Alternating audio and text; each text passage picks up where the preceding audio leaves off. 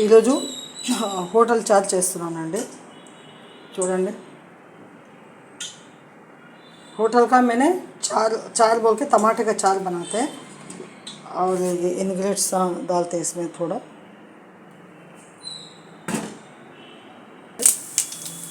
పోపు వేసాను, ఆవాలు జీలకర్ర తర్వాత పోపు అంతా వేసేసాను और लहसुन प्याज मैंने डाल दिया है, जीरा डालने के साथ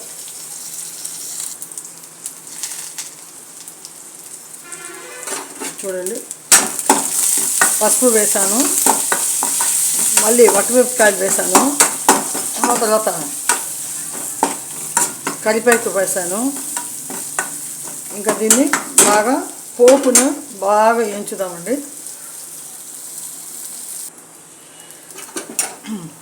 ఇప్పుడు చారు పొడి అండి ఇది. ధనియాలు, వట్టమిరపకాయలు కొద్దిగా, ఆ తర్వాత మళ్ళీ మిరియాలు కొద్దిగా, మినపప్పు, ఆ తర్వాత కరివేపాకు, ఇవన్నీ బాగా వేసుకున్న చారు పొడి. ఇది ఇంట్లో తయారు చేసుకున్నాను.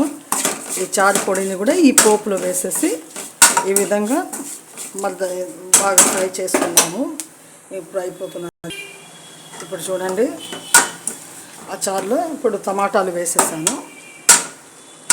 ఇంకా ఇప్పుడు దీన్ని బాగా మనం కొంచెం ఫ్రై చేద్దాము.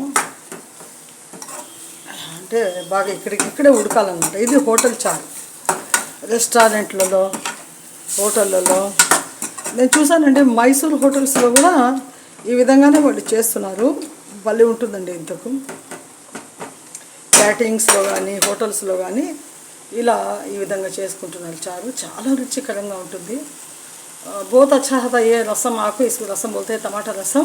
और जैसा मैं बताया है वैसा ही तरीके से बनाइए और खाने के साथ इसको थोड़ा पानी पानी रहेगा, लेकिन इतना टेस्ट रहेगा तो बोल नहीं सकते. ये खाइए.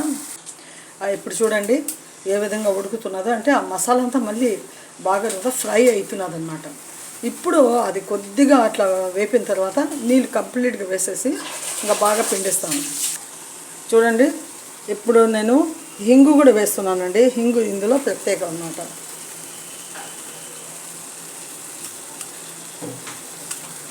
మీరంతా కొంచెం హింగు ఎక్కువ వేసుకుంటే చేదు ఉండదు, కానీ రుచికరంగా బాగుంటుంది.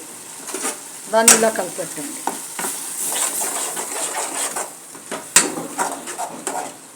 ఈ విధంగా కలిపెట్టండి. ఎంత రుచిగా ఉంటుందంటే అసలు.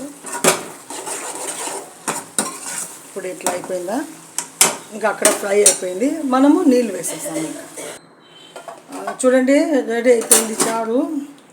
చాలా బాగా వచ్చిందండి. భలే మంచిగా ఉంది చారు. గుమ్మ గుమ్మ గుమ్మ గుమ్మలాడిపోతున్నది.